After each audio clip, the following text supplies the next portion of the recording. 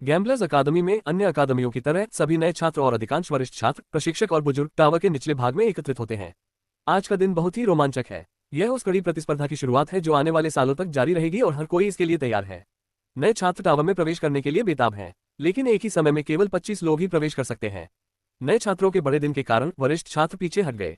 तो नए छात्रों के पास सिर्फ अपने लिए 25 स्लॉट हैं। वे अभी भी पर्याप्त नहीं हैं। जब तक सभी का काम पूरा हो जाएगा तब तक आधी रात हो चुकी होगी और शायद कल सुबह भी हो जाए। नए छात्रों को यह संभावना पसंद नहीं आएगी, लेकिन प्रशिक्षक इसका स्वागत करेंगे। यदि यह इतने लंबे समय तक बना रहा तो इसका मतलब केवल यह है कि छात्रों की क्षमता बहुत अधिक है और वे इसे पाकर बहुत खुश होंगे। नए छात्र धीरे धीरे टावर में प्रवेश करने लगे। हर कोई इस बात को लेकर उत्सुक है कि उनके साथियों को क्या मिलने वाला है।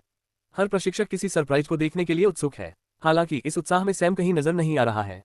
बहुत से लोग उसकी मौजूदगी के बारे में सोच रहे हैं, लेकिन वह उद्घाटन के बाद और छात्रों के पहले बैच के अपने प्रयास समाप्त होने के बाद भी दिखाई नहीं दिया। कई लोग इस बात पर आश्चर्यचकित थे कि आखिर उसे क्या हो गया है। कुछ नमकीन लोगों ने शिकायत की कि सैम की तरकीबें टावर के अंदर काम नहीं करेगी, इसलिए वह कोशिश करने से भी डरता है। कुछ चुप रहे लेकिन उत्सुक थे। इस बीच अन्य अकादमियां भी गतिविधि से भरी हुई हैं। उनके टावर भरे हुए हैं। हर्मीस अकादमी में वॉट अपनी बारी का इंतजार कर रहा है। छात्रों का पहला बैच कुछ मंजिल चढ़ने के बाद बुरी तरह असफल हो गया और दूसरा बैच पहले ही चला गया। अब यदि उनमें से किसी को भी बाहर निकाल दिया जाता है तो वॉट की बारी आएगी और वह इसका इंतजार कर रहा है। प्रतीक्षा करते समय वॉट एक छोटे क्रिस्टल टैबलेट स्क्रीन को देख रहा है जो उसके कार्ड के समान आकार का है। उसके अलावा कोई भी व्यक्ति स्क्रीन पर क्या है यह नहीं देख पाएगा। सैम ने उसे एक दिन पहले मीटिंग में यह दिया था ताकि वह नजर रखे और पता लगाए कि वॉट की जानकारी कौन दे रहा है। अभी छोटे निगरानी कीड़े उसके आसपास के अलग अलग लोगों पर नजर रखने की कोशिश में इधर उधर घूम रहे हैं। वॉट ने पहले ही कुछ स्थानों को सीमित कर लिया है जहां से वह एक अच्छा दृश्य लक्ष्य हो सकता है और वह उन पर ध्यान केंद्रित कर रहा है। हालांकि अभी तक कोई भाग्य नहीं है। उस समय उसने टैबलेट को वापस अपने स्टोरेज में रख दिया और बाहर चला गया। क्योंकि एक छात्र को टावर से बाहर निकाल दिया गया था, वह बड़ी मुश्किल से छठी मंजिल पर चढ़ने में कामयाब रहा। पहली कोशिश में यह औसत से बहुत कम माना जाता है। वॉट को एक कदम आगे बढ़ते देख बाकी छात्र जो आगे जाना चाहते थे पीछे हट गए। हर कोई उत्सुकता से उसकी ओर देख रहा था। पल ने उसे एक कारण से चिन्हित किया। वॉट टावर में घुसा और पहली मंजिल सिर्फ एक विशाल हॉल थी। ये लगभग एक युद्ध प्रशिक्षण हॉल जैसा लग रहा था। उसने देखा कि वह जितनी ऊर्जा अवशोषित कर सकता था वह उतनी नहीं थी। ये खेती के लिए उपयुक्त जगह नहीं है। जैसे ही उसने टाइल वाली दीवारों और पत्थर के फर्श को देखा, उसके कुछ मीटर आगे हवा से कुछ दिखाई दिया। यह एक चमकती हुई आकृति है जो पूरी तरह से वायु तत्व ऊर्जा से बनी है। यह एक मानव आकृति है और इसकी ऊंचाई लगभग 6.5 फीट है। यह दुबला पतला है और वॉट कसम खा सकता है कि वह इसके शरीर पर मांसपेशियों की स्पष्टता लगभग देख सकता था। जैसे ही वह उसे आंक रहा था, वह मानव आकृति हिल गई। वह हवा के तत्वीय ऊर्जा की चमक में बदल गई और एक सेकंड के अंश में वॉट के चेहरे पर मुट्ठी तान दी गई। वॉट ने उसे आसानी से चकमा दे दिया। मानव जैसा दिखने वाला ये प्राणी तेज है, लेकिन इतना तेज नहीं है। वॉट एक तरफ खिसक गया और उसके सिर पर एक लात मारी। लात एकदम सही लगी और ऐसा लगा कि इस प्रहार के प्रभाव से उसके शरीर की सारी ऊर्जा नष्ट हो गई।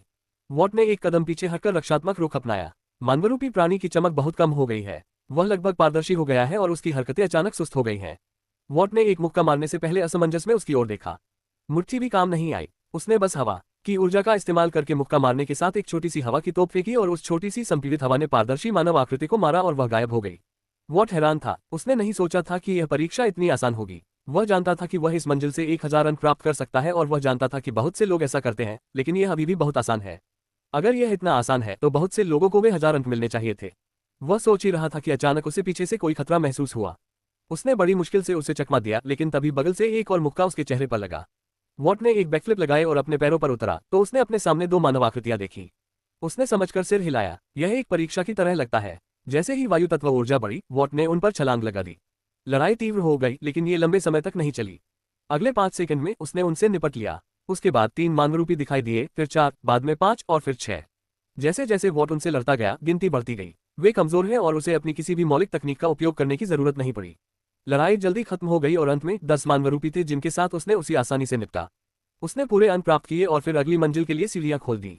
वॉट ऊपर गए और उन्होंने कोई बदलाव नहीं देखा। युद्ध कक्ष वही है, शायद थोड़ा चौड़ा हो गया है, लेकिन ये लगभग वही जगह है। इस बार पहली लहर में 3 आकृतियां थीं और तीनों के हाथ में हथियार थे। एक के हाथ में तलवार थी और बाकी 2 के हाथ में डंडे थे। इसी तरह जैसे जैसे वॉट आगे बढ़ता गया, कठिनाई बढ़ती गई। इस बीच टावर के बाहर सभी लोग टावर की दीवारों पर लगे 2 बोर्डों को देख रहे हैं। पहला बोर्ड वर्तमान छात्रों के लिए रैंकिंग है। जब तक कोई व्यक्ति अकादमी का छात्र है तब तक उसकी रैंक वहां रहेगी। भले ही वह नया छात्र आगे बढ़कर द्वितीय वर्ष का छात्र बन जाए, फिर भी उसका स्कोर और रैंक फ्रेशमैन ब्रैकेट में ही रहेगा जब तक कि उसे हराया न जाए। लेकिन एक बार जब वे स्नातक हो जाते हैं तो उनका नाम मौजूदा रैंकिंग बोर्ड से हटा दिया जाएगा और अगर उनका स्कोर इतना अधिक है कि वे अब तक के शीर्ष 100 रैंकर्स में बने रहें तो वे दूसरे बोर्ड में प्रवेश करेंगे। दूसरे बोर्ड में एक समय में केवल 100 सदस्य होंगे और चूंकि इसमें इस अकादमी के हर पिछले छात्र को ध्यान में रखा जाता है, इसलिए यह बहुत कठिन प्रतियोगिता है। इस समय हर कोई वर्तमान रैंकिंग बोर्ड पर नजर गड़ाए हुए है कि वॉट कितना आगे निकल गया है। पहली मंजिल को पार करने की उनकी गति बहुत ज्यादा चौंकाने वाली नहीं थी।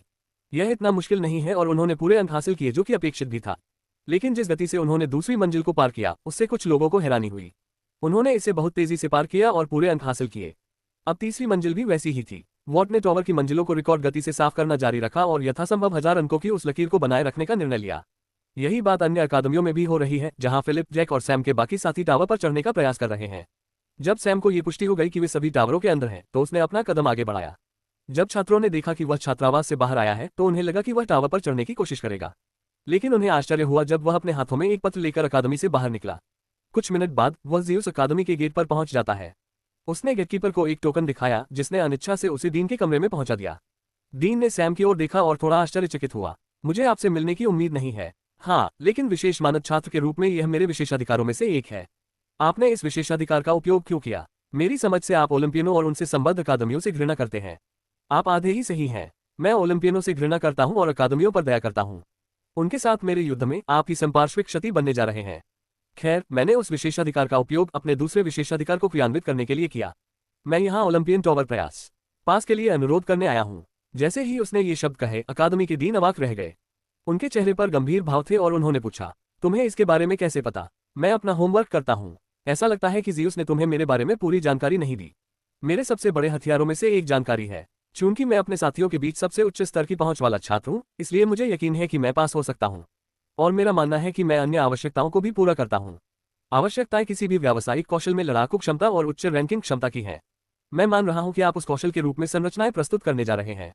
डीन ने शांत स्वर में पूछा, एक प्रतिभाशाली व्यक्ति का पुनर्जन्म, निर्माता, विध्वंसक। आवश्यकताएं किसी भी व्यावसायिक कौशल में लड़ाकू क्षमता और उच्च रैंकिंग क्षमता की हैं। मैं मान रहा हूं कि आप उस कौशल के रूप में संरचनाएं प्रस्तुत करने जा रहे हैं। डीन ने शांत स्वर में पूछा। सैम ने मुस्कुराते हुए सिर हिलाया और अपने साथ लाया हुआ पत्र डीन के सामने मेज पर रख दिया। आप तैयार होकर आए थे, तो आप कौन सी अकादमियों में दाखिला लेना चाहते हैं? डीन ने दस्तावेज पर हस्ताक्षर करने के लिए तैयार होते हुए पूछा। सभी ओलंपियन अकादमियां। डीन वहीं पर स्तब्ध रह गया और सैम को अत्यंत ध्यान से देखने लगा। मैं पूछना चाहता हूं कि आप क्या करना चाहते हैं, लेकिन मुझे लगता है कि मैं ये पहले से ही जानता हूं और मुझे लगता है कि यह एक बुरा विचार है। मुझे लगता है कि आपको इसके बारे में चिंता करने की जरूरत नहीं है। मैं बस एक अच्छा छात्र बनूंगा जो अपने पास मौजूद अद्भुत अवसर का उपयोग करके खुद को चुनौती देता है। मैं अपने विशेषाधिकारों का पूरा लाभ उठाऊंगा और अपने सम्मान और गौरव को बढ़ाने के लिए सभी टावरों को चुनौती दूंगा। हम दोनों जानते हैं कि यह सब बकवास है। डीन ने आह भरी और असहाय होकर दस्तावेज पर हस्ताक्षर कर दिए। सैम उस शांत प्रतिक्रिया से थोड़ा हैरान है। उसे उससे थोड़े ज्यादा प्रतिरोध की उम्मीद थी। आखिरकार अब तक मिले ज़ीउस के एक भी अधीनस्थ ने सहयोग नहीं किया। वे हमेशा सैम के लिए अनावश्यक परेशानियां खड़ी करते थे और उसे परेशान करना ही उनका एकमात्र तरीका था। डीन को सहयोग करते देखना लगभग अविश्वसनीय है। डीन ने पत्र सैम को वापस दे दिया और अपने स्टोरेज से एक टोकन निकाला। टोकन को लंबे समय तक दिन की रोशनी नहीं मिली। उसने एक शिलालेख पेन निकाला और उसे थोड़ा सा ठीक किया, फिर उसे सैम को सौंप दिया। आप जो भी योजना बना रहे हैं, मेरी सलाह है कि ऐसा न करें। हो सकता है कि आपके मन में ओलंपिस और ओलंपियनों के प्रति शत्रुता हो, लेकिन इसे खुले तौर पर प्रदर्शित करना और वह भी तिरस्कार के साथ आपको कोई राहत नहीं देगा। इस तरह से तो आपके और भी दुश्मन बन जाएंगे। आपकी सलाह के लिए धन्यवाद। सैम ने कार्यालय से बाहर जाने से पहले टोकन और पत्र ले लिया। उस समय पल बाहर खड़ी होकर उसका इंतजार कर रही है। वह भौं उठाकर बोला, अगर मुझे कुछ और पता न होता तो मैं कहता कि तुम मुझसे बेइंतहा प्यार करते हो। शायद मैं हूँ। ओह, तो फिर भविष्य में तुम्हारे लिए बहुत दुख की बात है। बहुत बुरा हुआ। रोना और सूजी हुई आंखें तुम्हारे सुंदर चेहरे के साथ अच्छी नहीं लगती। ये सूजे हुए होठों और लाल गालों के लिए अधिक उपयुक्त है। पल को समझ में नहीं आ रहा था कि क्या कहे। यह पहली बार था जब वह पूरी तरह से असमंजस में थी। उसने अपने दिमाग में चल रहे अजीब विचारों को सिर हिलाकर खारिज कर दिया और पूछा, तुम यहाँ क्या कर रहे हो सैम? आज टावर खुलने का पहला दिन है। गैम्बलर अकादमी की टावर पर चढ़ने की कोशिश करने के बजाय तुम यहाँ क्या कर रहे हो? मैंने सुना है कि बहुत से लोग उत्सुकता से तुम्हारा इंतजार कर रहे हैं। ऐसा लगता है कि आप कई जगहों से कई बातें सुनते हैं। हाँ, मुझे मालूम है। उसने सैम के हाथों में पत्र और टोकन देखा। यह क्या है? तुम्हें जल्द ही पता चल जाएगा। चलो तुम्हारे टावर पर चलते हैं। मैं देखना चाहता हूँ कि वहाँ क्या हो रहा है। मैं ज़ीउस अकादमी के तथाकथित प्रतिभाशाली लोगों का प्रदर्शन देखना चाहता हूँ। उसने उसके जवाब का इंतजार नहीं किया और उस दिशा में चलना शुरू कर दिया। पल ने असमंजस में भौहें सिकोड़ ली। उसे थोड़ी चिढ़ हो रही थी क्योंकि उसे नहीं पता था कि सैम का नजरिया क्या है। वह सिर्फ उसके पीछे पीछे चल रही थी और उसके विचारों को समझने की कोशिश कर रही थी। जल्द ही वे टावर के पास पहुंच गए और उनके आगमन ने वहां मौजूद हर व्यक्ति का ध्यान अपनी ओर आकर्षित कर लिया। नए छात्र, दूसरे वर्ष के छात्र, प्रशिक्षक, वरिष्ठ, हर कोई उसकी ओर विविध प्रकार की भावनाओं से देख रहा है। मुझे उन शत्रुतापूर्ण निगाहों से मत देखो, हो सकता है कि मैं उन्हें नोच डालने को ललचा जाऊं। सैम ने जोर से कहा और उसी क्षण 1 दर्जन से अधिक नए छात्रों ने सहज रूप से अपनी आंखें फेर ली। वह अपने द्वारा उत्पन्न भय पर हंस पड़ा और पल ने भी इस पर अपनी भौहें सिकोड़ ली। उसने प्रवेश परीक्षा में सैम के प्रदर्शन के प्रभाव को वास्तव में कम करके आंका। आधे से ज्यादा नए छात्र उससे आंख मिलाने से डरते हैं और जो ऐसा कर पाते हैं वे आगे बढ़ने से डरते हैं। सैम ने वर्तमान रैंकिंग बोर्ड को देखा। यद्यपि नए खिलाड़ियों की सूची में वरिष्ठ खिलाड़ियों के कई नाम हैं जो नए खिलाड़ियों के रूप में उनके रिकॉर्ड को दर्शाते हैं, फिर भी सभी का ध्यान उस हिस्से पर है जहां वर्तमान नए खिलाड़ियों के नाम हैं। सैम ने 2 परिचित नाम देखे, विद्युत और व्हाइट। उसी समय वह उन दोनों के बारे में हो रही फुसफुसाहटों को भी सुन रहा था। विद्युत और व्हाइट टावर में गए लोगों के दूसरे बैच का हिस्सा है, लेकिन वे अभी तक बाहर नहीं आए हैं। बाकी लोग पहले ही वापस आ चुके हैं और तीसरा और चौथा बैच भी खत्म हो चुका है। अभी यह कहा जा सकता है कि 5वां बैच प्रवेश कर रहा है, लेकिन ये दोनों अभी भी नहीं रुके हैं। सैम ने उनके अंक देखे। दोनों ही 23वीं मंजिल पर हैं। उन्होंने 19,000 अंकों के बहुत करीब स्कोर के साथ 22वीं मंजिल पूरी की। ये लगभग 87% है। पल आकर उसके पास खड़ी हो गई। क्या आप जानते हैं, टावर पर किसी नए व्यक्ति के पहले प्रयास का रिकॉर्ड 26 मंजिलों का है। अभी इन दोनों के पास जिस गति से वे आगे बढ़ रहे हैं उसे देखते हुए इसे तोड़ने का बहुत अच्छा मौका है। इस साल उम्मीदवार पिछले कुछ दशकों की तुलना में बेहतर हैं, बस वे आप जैसे व्यक्ति से कमतर हैं। लेकिन मुझे यकीन है कि यह बहुत जल्द बदल जाएगा। आप बहुत आत्मविश्वासी लग रहे हैं, सैम ने कहा और उसी क्षण विद्युत और व्हाइट दोनों 24वीं मंजिल पर चढ़ गए। उनका स्कोर मुश्किल से 20,000 अंक पार कर पाया।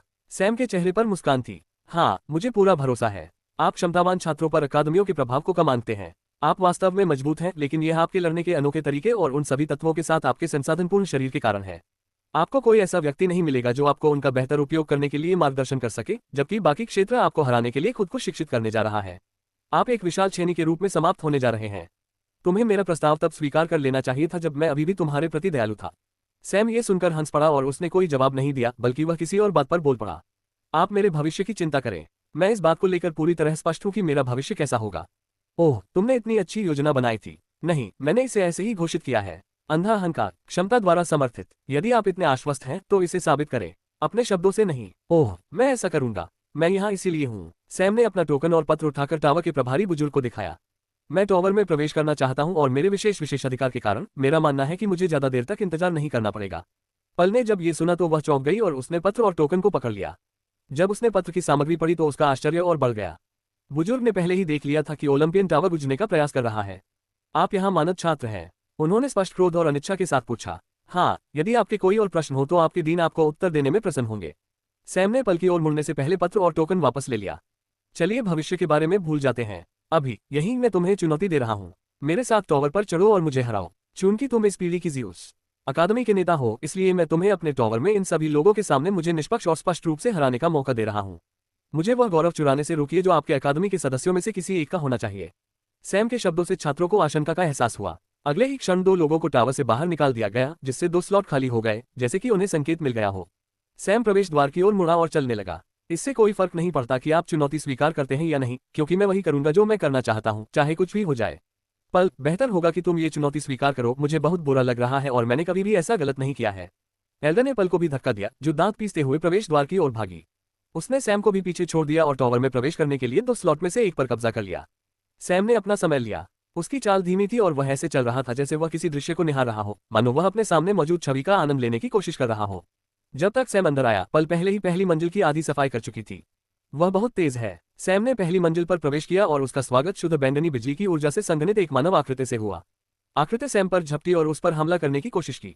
सैम ने अपने पैर भी नहीं हिलाए। उसने सिर्फ अपने शरीर के ऊपरी हिस्से को मोड़ा और मानव आकृति के हाथ तथा शरीर के बाकी हिस्से को पकड़ लिया तथा फिर उसे अपनी पकड़ से दबा दिया। फिर उन्होंने अपनी अवलोकन क्षमता का उपयोग करके ये देखा कि ये चीजें वास्तव में किस चीज से बनी हैं। सैम ने बिजली जैसी दिखने वाली मानव आकृति को लगभग 3 मिनट तक उसी स्थिति में रखा। उसने अपनी आंखें बंद कर ली थीं और उसका चेहरा मनोरंजन, आश्चर्य और दिलचस्पी से धीरे धीरे बदल रहा था। वह इन जीवों को बनाने में इस्तेमाल की गई कई सरल तकनीकों को देख सकता था। वे बस विशाल संरचनाएं हैं और नोड्स भी शुद्ध ऊर्जा से संघनित हैं। एकमात्र समस्या यह है कि इन संरचनाओं को निर्माण तकनीकों से निष्क्रिय करना बहुत कठिन है। इस बिंदु पर नोड्स को नष्ट करने के लिए इसे पर्याप्त रूप से क्षतिग्रस्त करना बेहतर होगा और इसे गायब कर दिया जाएगा, क्योंकि नोड्स लगातार शरीर के भीतर घूम रहे हैं, जिससे उन्हें चिन्हित करना और उनसे निपटना मुश्किल हो जाता है। लेकिन इसका मतलब यह नहीं है कि सैम के पास क्रूर बल से लड़ने के अलावा कोई वैकल्पिक योजना नहीं थी। उन्होंने अपनी ऊर्जा को उस प्राणी में फैला दिया और उसने स्पष्टता प्रतिरोध किया। उस समय सैम की अवलोकन क्षमता पूरी तरह से सक्रिय थी। वह इस प्राणी के व्यवहार को समझना चाहता था और कुछ ही समय में उसे इसका मूल विचार समझ में आ गया। नोड्स वास्तव में निरंतर गति में हैं, लेकिन जब सैम ने अपनी बिजली ऊर्जा को इसमें डाला तो नोड्स अचानक रुक गए, क्योंकि गति और स्थिरीकरण पर ध्यान केंद्रित करने के बजाय उन्हें अधिक आउटपुट देने और विदेशी ऊर्जा को अस्वीकार करने के लिए ऊर्जा को पुनर्निर्देशित करने की आवश्यकता थी। और उस क्षण सैम इसके साथ जो चाहे कर सकता था, बशर्ते वह नोड्स के स्थान की पहचान कर सके। वे तो बस बैठे बैठे ही शिकार बन जाते। सैम के शरीर से बिजली की ऊर्जा के कुछ गोले निकले और मानवरूपी को घेर लिया। गोले मानवरूपी के भीतर नोड्स के साथ प्रतिध्वनित होने लगे और इससे नोड्स थोड़े अस्थिर हो गए। और बस यही इसकी जरूरत है। मानवरूपी वस्तु चमकने लगी और फटने को तैयार थी। सैम एक चमकती हुई चांदी जैसी बिजली में बदल गया और उस स्थान से गायब हो गया। बूम! मानवरूपी वस्तु विस्फोटित हो गई और उसके अस्तित्व का कोई निशान नहीं बचा।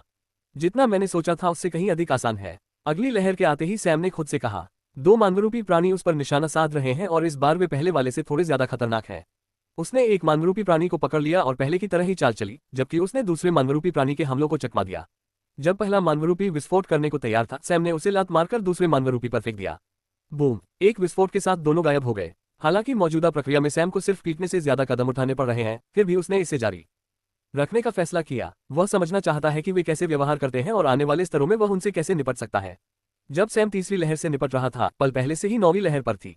जब तक वह 5वीं मंजिल पर पहुंचा, वह पहली मंजिल पार कर दूसरी मंजिल पर पहुंच गई। बाहर से ये देखकर लोग खुशी से झूम उठे। वे सैम से आगे निकलने के लिए इतने बेताब हैं कि उन्हें इस तरह की छोटी छोटी बातों से भी खुशी मिल रही है। कोई केवल कल्पना ही कर सकता है कि सैम ने उन पर कितना गहरा प्रभाव डाला होगा। सैम दूसरी मंजिल पर आगे बढ़ा और उसने हथियारों से लैस 3 मानवरूपियों से मुलाकात की। उसने वही तरीका अपनाया, लेकिन इस बार मानवरूपियों को अस्थिर करने के लिए इस्तेमाल किए जाने वाले ओर्ब्स की संख्या कम कर दी। पहले वाले से निपटने के बाद उसने ओर्ब्स की संख्या 2 और कम कर दी। पल उससे अधिक तेजी से तरंगों को समाप्त कर रहा है, लेकिन सैम समय के करीब पहुंच रहा है, जबकि उसने मानवों को समाप्त करने के लिए आवश्यक ऑर्ब्स को भी कम कर दिया है। तीसरी मंजिल पर सैम पहली लहर का सामना कर रहा है। उसके सामने 4 मानव जैसे प्राणी खड़े हैं, उनके साथ 2 जानवर भी हैं। ये जानवर भी शुद्ध ऊर्जा से संघनित है और इनमें कोई खास विशेषता नहीं है। 4 अंगों, पूंछ के साथ अक्षरों की संरचना और चेहरे पर एक बड़े जबड़े जैसी दिखने वाली चीज को छोड़कर इसमें आंखें या अन्य विशेषताएं भी नहीं थी जो इसे जानवर के रूप में परिभाषित करती। मानवरूपी प्राणी भी भिन्न दिखते थे। उनके शरीर की संरचना थोड़ी बदल गई है। अगर पहले वे एक जैसे दिखते थे, लेकिन यह अभी भी बहुत प्रबंधनीय है। उसने जानवर के चेहरे पर लात मारी और मानव शरीर के मॉडल के वार को चकमा देते हुए निकटतम मानव पर मुक्का मारा। अब वे कवच पहने और हथियार पकड़े हुए एक मानव शरीर की तरह लग रहे थे। उनकी गति बढ़ गई और उनके पास ऊर्जा अवरोधक के साथ अतिरिक्त सुरक्षा भी हो गई, जिसने कुछ हमलों को एक निश्चित सीमा तक पहुंचने और ढहने से पहले ही नकार दिया। कुल 6 लक्ष्य और उत्साहित महसूस कर रहा हूं। उन्हें कहना होगा कि प्रत्येक मंजिल के बीच कठिनाई में वृद्धि उनकी अपेक्षा से अधिक है, लेकिन फिर भी ये बहुत ही आसान है। उसने जानवर के चेहरे पर लात मारी और भाले के वार से बचते हुए पास के मानवरूपी पर मुक्का मारा। मुक्का जमीन पर लगा और मानवरूपी ने ऊर्जा अवरोधक से उसे रोक दिया। सैम ने झटके का फायदा उठाया और दूसरे मानवरूपी के सामने उतरा। उसने एक के बाद एक 3 किक मारी और अवरोध को तोड़ दिया। अगले ही पल उसने अपनी हथेली आगे बढ़ा दी। जैसे ही उसने अपनी हथेली मानवरूपी के चेहरे पर थपकी दी, चांदी की बिजली की ऊर्जा उसकी हथेली पर संघनित हो गई। मानवरूपी प्राणी हवा में उड़ा और जमीन पर उतरा। इसके चेहरे पर एक चांदी का निशान है और जैसे ही यह खड़ा हुआ, चांदी की ऊर्जा की एक धार उस निशान से निकलकर इसके शरीर के बाकी हिस्सों में चली गई, जिससे यह वहीं रुक गया। इस ऊर्जा ने मानवरूपी को अस्थिर कर दिया और फिर विस्फोट कर दिया। बस ऐसे ही उसके शरीर पर एक जोरदार प्रहार से वह फट गया। सैम यही चाहता था जब वह आखिरी 2 मंजिलों में अभ्यास कर रहा था। वह मुस्कुराया और पलटा। एक कुल्हाड़ी उस जानवर पर पड़ी जो उस पर झपटने वाला था। कुल्हाड़ी की लात के अंत में निश्चित रूप से उसकी चांदी की ऊर्जा है। जब जानवर रुका और चांदी की ऊर्जा से जूझने लगा, तो सैम ने उसे निकटतम मानवरूपी पर लात मारी। बूम! एक विस्फोट ने जानवर को नष्ट कर दिया, दूसरे मानवरूपी की बाधा को नष्ट कर दिया और उसे भी नष्ट कर दिया। ये सब कुछ ही सेकंड में हुआ। अब 6 में से 3 खत्म हो गए हैं। केवल 3 और बचे थे और सैम को उन्हें खत्म करने में ज्यादा समय नहीं लगा। वह अगली लहर की ओर अग्रसर है और इस बार संख्या में 2 और जानवर बढ़ गए, जिससे ज्यादा फर्क नहीं पड़ा। लड़ाई जारी रही और ज़्यूस अकादमी के छात्र, जो इस बात से बहुत खुश थे कि सैम की तुलना में पल कितनी तेजी से मंजिलें साफ कर रहा है, उन्होंने देखा कि पल ने तीसरी मंजिल भी साफ कर दी है। इस बार भी वे बहुत खुश हैं क्योंकि उसने सैम से पहले ये काम पूरा कर लिया। लेकिन वे यह नहीं देख पाए कि पल के क्लियर और सैम के क्लियर के बीच समय का अंतर बहुत ज्यादा नहीं है। जब वे इसकी तुलना दूसरी मंजिल के क्लियर से करते हैं तो ये बहुत कम हो जाता है। वे इस छोटी सी जीत के नशे में इतने चूर हैं कि उन्हें इसकी परवाह भी नहीं है। सैम और पल अपनी चढ़ाई जारी रखने के लिए चौथी मंजिल पर चले गए। इसी बीच दर्शकों ने एक और बात नोटिस की। व्हाइट और विद्युत दोनों ही आगे बढ़ते हुए एक दूसरे से बराबरी पर हैं। वे 25वीं मंजिल पर हैं और उनका स्कोर बढ़ता जा रहा है, जो दर्शाता है कि उस मंजिल पर उनकी लड़ाई आसान है। वक्त निकल गया। ज़्यूस अकादमी के लिए एक गौरवशाली क्षण की प्रतीक्षा में सभी का उत्साह चरम पर है। लेकिन हर कोई बेवकूफ नहीं होता। जब लोगों ने देखा कि पल और सैम दोनों ने चौथी मंजिल पार कर ली है, लेकिन तीसरी मंजिल की तुलना में समय का अंतर बहुत कम है, तो उन्हें समझ में आ गया कि सैम आगे निकल रहा है। बेशक सभी ने इस बदलाव को महसूस नहीं किया, केवल कुछ नहीं, और वे बाकी लोगों के सामने इसे जोर से कहने से डरते हैं। उन्हें बस यह उम्मीद थी कि पल अगली मंजिल में समय के अंतर को बढ़ा देगा और उन्हें उम्मीद थी कि सैम की गति धीमी हो जाएगी। लेकिन उनके पास बस यही उम्मीद थी। उसी समय 5वीं मंजिल भी खाली हो गई और जय जयकार बंद हो गई। वे तेजी से 6ठी मंजिल तक चले गए। सैम बिना रुके ऊपर चढ़ता रहा और हर मानव को मारने में लगने वाला समय एक जैसा ही रहा। वह उतनी ही तेजी से आगे बढ़ रहा था जितनी तेजी से वह तीसरी मंजिल पर था। ये बहुत ज्यादा नहीं लग सकता। लेकिन छठी मंजिल पर मौजूद मानवरूपी की क्षमता तीसरी मंजिल पर मौजूद मानवरूपी से कम 3 गुना ज्यादा है। फिर भी सैम ने मारने का समय वही रखा। इन मानवों से निपटने के लिए उनकी चालें और तकनीकें परिष्कृत होती जा रही हैं। जैसे ही उसने छठी मंजिल पर अपना रास्ता बनाया और मानवरूपी प्राणियों के एक नए मॉडल को नष्ट किया, बोर्ड पर रैंकिंग बदल गई और उसने छठी मंजिल को पूरा कर लिया। पल के ऐसा करने से कुछ ही मिनट पहले जयकारे बंद हो गए। फिर भी पूरे इलाके में सन्नाटा छाया हुआ था। उन्हें जो जीत का थोड़ा सा एहसास था वह खत्म हो गया और वे हतप्रभ रह गए। सैम ऊपर चढ़ता रहा। उसे नहीं पता था कि टावर के बाहर क्या हो रहा है। कम से कम इस समय तो नहीं। वह सिर्फ अपने मजे लेने पर ध्यान दे रहा था, क्योंकि उसने पूरी लड़ाई को निरर्थक बना दिया था। अपनी ऊर्जा चालों के साथ उसके लिए इन मानवों और जानवरों से निपटना थोड़ा आसान हो रहा है। संख्याएं भी बहुत ज्यादा फर्क नहीं डाल रही हैं। पल की तुलना में अगली मंजिल के लिए निकासी बहुत तेज थी। उसकी चढ़ाई की गति ने बाहर के माहौल को और भी ज्यादा उदास बना दिया। जब उन्होंने विद्युत और वाइट को ऊपर उठते देखा तो फीका पड़ा माहौल खुशनुमा हो गया। दोनों ने आखिरकार रिकॉर्ड तोड़ दिया। वे 26वीं मंजिल से आगे निकल गए और उनकी गति से वे अगली मंजिल पर भी काफी तेज हैं। भीड़ में से ज्यादातर लोगों ने सैम को नजरअंदाज करने की पूरी कोशिश की और विद्युत और वाइट का उत्साहवर्धन करते रहे। यहाँ तक कि कुछ सट्टेबाजी पूल भी हैं, जिनमें से प्रत्येक ये देखने के लिए सट्टा लगाता है कि कौन उच्च रैंक तक पहुंचेगा। खोया हुआ जोश एक बार फिर से वापस आ गया, लेकिन इसे अपने पुराने गौरव को पाने में कुछ समय लगेगा। समय बीतता गया और विद्युत और वाइट की तरफ से अंकों की वृद्धि अंततः थोड़ी धीमी हो गई, लेकिन वे अभी भी उस धीमी गति से आगे बढ़ने में कामयाब रहे। वे 27वीं और 28वीं मंजिलें उसी धीमी गति से पार करते हुए 29वीं मंजिल पर पहुंचे। अब अंकों की वृद्धि बहुत धीमी हो गई है। वे कछुए की गति से बढ़ रहे हैं। जैसे जैसे दोनों का स्कोर 500 के करीब पहुंचता गया, सभी की उम्मीदें बढ़ती गईं। वे चाहते थे कि वे इसे पास करें और 30वीं मंजिल भी पूरी करें, लेकिन उन्हें निराशा हुई। विद्युत को 400 के आसपास ही रोक दिया गया और उसे अपनी चढ़ाई रोकनी पड़ी। कुछ ही देर में वाइट भी रुक गया। उनके स्कोर का अंतर केवल 5 अंक है। यह इतना ज्यादा नहीं है। ज्यादा से ज्यादा वाइट ने सिर्फ 1-2 हिट और लगाए होंगे, उसके बाद उसे किक आउट कर दिया गया। हालांकि भीड़ थोड़ी निराश है, फिर भी वे अच्छे मूड में हैं। न केवल एक सदियों पुराना रिकॉर्ड टूटा, बल्कि 2 लोगों ने एक ही दिन और एक ही समय में इसे तोड़ा और वे इसे और भी अधिक तोड़ने के लिए अपनी अकादमी में ही रहेंगे। जैसा कि पहले बताया गया है, इन टावरों का पूरा उद्देश्य अपनी महिमा की यात्रा को धमाकेदार तरीके से शुरू करना है और इन दोनों लोगों ने वास्तव में बहुत अच्छा काम किया है।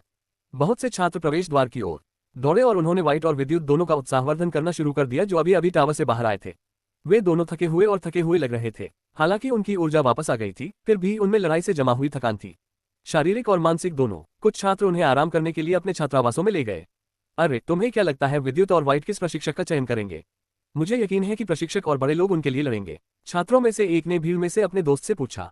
इस प्रकार उनके एक प्रश्न ने उनके बीच एक बड़ी चर्चा छेड़ दी। तब तक छात्र उस जीत के नशे में इतने मदहोश हो चुके थे कि उन्होंने शिक्षकों और बड़ों के बारे में ज्यादा नहीं सोचा।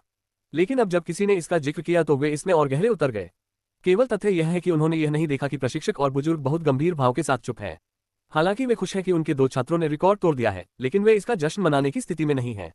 उनका ध्यान सैम और पल के उत्थान पर है। जबकि वाइट और विद्युत स्पॉटलाइट में है, सैम और पल पहले ही 10वीं मंजिल पार कर चुके हैं। पल ने किसी कारण से थोड़ी गति बढ़ा दी, जैसे उसे खबर मिल गई हो कि सैम उसे धूल में मिला रहा है। सैम के लिए उसके अंकों में वृद्धि लगभग ऐसा लग रहा था जैसे वह इत्मीनान से आगे बढ़ रहा है।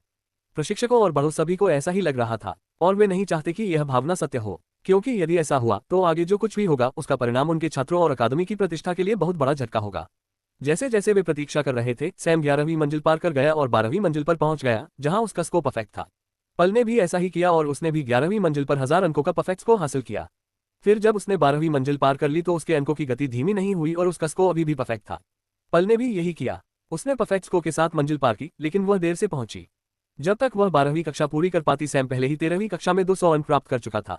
सभी प्रशिक्षकों ने अपने दांत पीस लिए और पीछे बैठे एक बुजुर्ग ने आह भरी और डीन के कार्यालय की ओर चल दिया। वह अकादमी के प्रथम वरिष्ठ सदस्य हैं तथा डीन की ही पीढ़ी से हैं। आपने उस बच्चे को टावर पर चढ़ने की कोशिश क्यों करने दी? क्या आप निर्णय लेने से पहले जानते थे कि वह कितना अच्छा है? डीन ने भी आह भरी। ज़्यूस या कम से कम ज़्यूस के अनुचरों से जो भी कहानियां उसने सुनी थी, उससे उसे पता था कि सैम उनकी अकादमी के लिए एक बड़ी मुसीबत है। लेकिन फिर भी वह ज्यादा कुछ नहीं कर सकता। सैम ने कभी भी देवताओं द्वारा दी गई चीजों के अलावा कुछ नहीं मांगा, और डीन वास्तव में उस बच्चे के साथ खिलवाड़ नहीं करना चाहते थे जो संभवतः उनकी उम्र का 10वां हिस्सा है। मैं जानता हूं कि वह क्या करने में सक्षम है, लेकिन मुझे नहीं पता कि वह किस हद तक सक्षम है। मैं ज्यादा कुछ नहीं कर सकता, बस यही उम्मीद करता हूं कि यह पीढ़ी उसे समझ सके और उसकी प्रतिभा के प्रति सहनशीलता विकसित कर सके। सहिष्णुता से आपका क्या अभिप्राय है? बुजुर्ग ने असमंजस में पूछा। क्योंकि मैंने जो सुना है उसके अनुसार वह हमारा संतुलन बिगाड़ने वाला पहला व्यक्ति हो सकता है, लेकिन वह अंतिम नहीं होगा।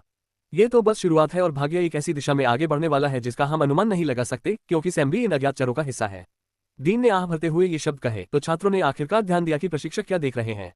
इस बीच दफ्तर में बैठे पहले बुजुर्ग ने कुर्सी पर गिरकर कहा, इससे छात्र पूरी तरह टूट सकते हैं, लेकिन जो ऐसा नहीं करेंगे वे निश्चित रूप से पीढ़ी दर पीढ़ी प्रतिभावान बनेंगे और अपनी प्रतिभा को और निखारने में उत्कृष्टता हासिल करेंगे।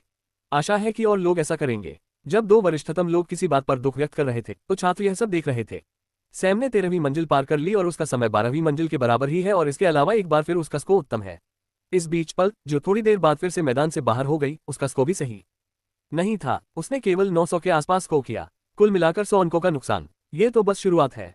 14वीं मंजिल, सैम ने पहला स्थान प्राप्त किया, परफेक्ट स्कोर। पल ने 7 मिनट बाद स्थान प्राप्त किया, स्कोर 850। 15वीं मंजिल, सैम ने पहला स्थान प्राप्त किया, परफेक्ट स्कोर। पल ने 8.5 मिनट बाद स्थान प्राप्त किया, स्कोर 830। 16वीं मंजिल, सैम ने पहला स्थान प्राप्त किया, परफेक्ट स्कोर। पल ने 9 मिनट बाद स्थान प्राप्त किया, स्कोर 826। 17वीं मंजिल, सैम ने पहला स्थान प्राप्त किया, परफेक्ट स्कोर। पल ने 9 मिनट और 45 सेकंड बाद स्थान प्राप्त किया, स्कोर 828। 20वीं मंजिल, सैम ने पहला स्थान प्राप्त किया, परफेक्ट स्कोर। पल ने 12 मिनट बाद स्थान प्राप्त किया, स्कोर 750। 25वीं मंजिल, सैम ने पहला स्थान प्राप्त किया, परफेक्ट स्कोर। पल ने 14 मिनट बाद स्थान प्राप्त किया, स्कोर 700। 26वीं मंजिल, सैम ने पहला स्थान प्राप्त किया, परफेक्ट स्कोर। पल ने 15 मिनट बाद स्थान प्राप्त किया, स्कोर 679। उनके एक और छात्र ने रिकॉर्ड तोड़ दिया, लेकिन उस समय कोई भी छात्र खुश नहीं था। इसके बजाय वे पसीने से तर थे और उनके चेहरे पर उदासी के भाव थे। ठीक वैसे ही जैसे प्रशिक्षकों और बड़ों को शुरू से ही पता था कि यह स्थिति होगी। 27वीं मंजिल, सैम ने पहला स्थान प्राप्त किया, परफेक्ट स्कोर। पल ने 20 मिनट बाद स्थान प्राप्त किया, स्कोर 620। पल के स्कोर में भारी गिरावट। 28वीं मंजिल, सैम ने पहला स्थान प्राप्त किया, परफेक्ट स्कोर। पल ने आधे घंटे बाद स्थान प्राप्त किया, स्कोर 548। एक और बड़ी गिरावट। 29वीं मंजिल, सैम ने पहला स्थान प्राप्त किया, परफेक्ट स्कोर। पल ने 45 मिनट बाद स्थान प्राप्त किया, स्कोर 500। मुश्किल से पास हुआ, मुश्किल से, और 30वीं मंजिल में प्रवेश करने से पहले पल को बाहर निकाल दिया गया। हर कोई सैम की ओर देख रहा था, जो पहले से ही 30वीं मंजिल पर आगे बढ़ चुका था। जिस गति से उसका स्कोर बढ़ रहा था उसमें बिल्कुल भी बदलाव नहीं आया। उनका स्कोर धीरे धीरे और लगातार बढ़ रहा है। सबने देखा कि वह एक बार फिर परफेक्ट स्कोर के करीब पहुंच गया, लेकिन जब उसका स्कोर 999 पर पहुंचा तो अचानक सब रुक गया। दर्शकों को ऐसा महसूस हुआ जैसे उनके फेफड़ों में सांस रुक गई हो। उन्हें घुटन महसूस हुई और उनके दिमाग में किसी तरह का पागलपन छा गया। कुछ लोगों ने सीधे अपने बाल खींचे क्योंकि उन्होंने टावर का दरवाजा खुलते और सैम को इत्मीनान से बाहर निकलते देखा। वह उसी गति से चल रहा था जैसे वह टावर में घुसते समय था, मानो वह शाम की सैर पर जा रहा हो। जेबों में हाथ डाले और चेहरे पर हल्की मुस्कान। और जैसे ही वह बाहर निकला, ज़्यूस अकादमी का हर एक छात्र उसे टुकड़े टुकड़े कर देना चाहता था। उसे वहीं मार डालना चाहते थे, लेकिन वे जानते थे कि वे ऐसा नहीं कर सकते। प्रशिक्षकों में से एक अपने आप को रोक नहीं सका और सैम पर हमला करने के लिए अपना हाथ उठाया। सैम उसकी ओर मुड़ा और मुस्कुराया जैसे उसे ऐसा करने के लिए ताना मार रहा हो, लेकिन उसकी ओर से कोई प्रतिक्रिया नहीं हुई। प्रशिक्षक ने अनिच्छा से अपना हाथ नीचे कर लिया। उसने गुस्से में अपने बगल में पत्थर के खंभे को तोड़ दिया, जबकि सैम ने अकादमी छोड़ने से पहले उस पर व्यंग्य किया। सभी ने देखा कि सूर्य के प्रकाश के कारण उसकी छाया अकादमी में पड़ रही थी और वे केवल ये कल्पना कर सकते थे कि सैम ने ज़्यूस अकादमी पर अपनी छाया डाली है, जिसे वे अपने चेहरे पर सबसे जोरदार तमाचा के रूप में महसूस कर सकते थे। पल, जो बहुत थक चुकी थी, उसने रैनकिंग पक्षी को देखा और अपने होंठ काट लिए। उसकी मुट्ठियों से खून बहने लगा और उसकी आंखें क्रोध से जल रही थीं। सैम की हरकतें भले ही कुछ खास न लगे, लेकिन वे पूरी ज़्यूस अकादमी और उसकी विरासत का अपमान है। यह उन सभी का अपमान है जिन्होंने कभी उस बोर्ड पर रैंक किया है और उन छात्रों की वर्तमान पीढ़ी का जो उस पर रैंक करने की कोशिश कर रहे हैं। सैम इस फ्लो को खत्म करके अगले फ्लो पर जा सकता था। जिस तरह से उसने स्कोर किया उससे ये स्पष्ट है वह ऐसा करने में सक्षम है। इसके बजाय उसने अंतिम बिंदु पर ही रुकना चुना और ठीक उसी समय बाहर आ गया।